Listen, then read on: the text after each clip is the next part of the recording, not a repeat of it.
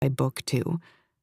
Still, a chorus of ridiculous little voices rises as I approach, cries of "Miss Daffy!"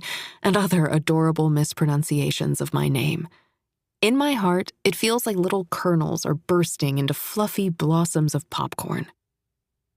One little girl announces as I walk past, "I'm 3!" And I tell her that's awesome and ask how old she thinks I am. After brief consideration, she tells me I'm a teenager. Last week, she said I was 100, so I'm taking this as a win.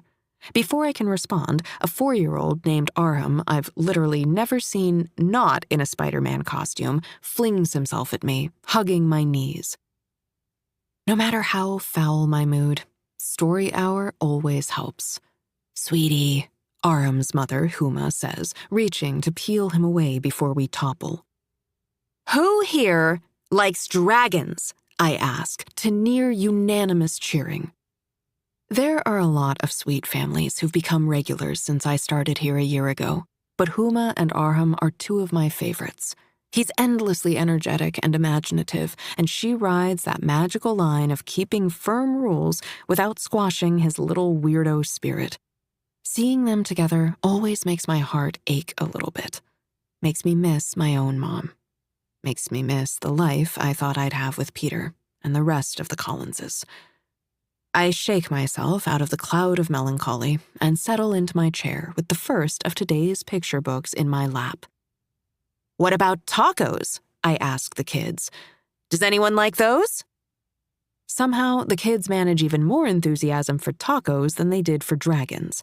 When I ask if they already knew that dragons love tacos, their shrieks of delight are ear-splitting. Arham jumps up, the heels of his sneakers flashing red as he shouts, "Dragons eat people!" I tell him that some maybe do, but others just eat tacos.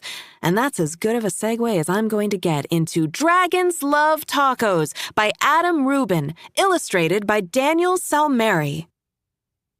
No part of my week goes as fast as Story Hour does. I get so sucked into it that I usually only remember I'm at work when I close the last book of the day.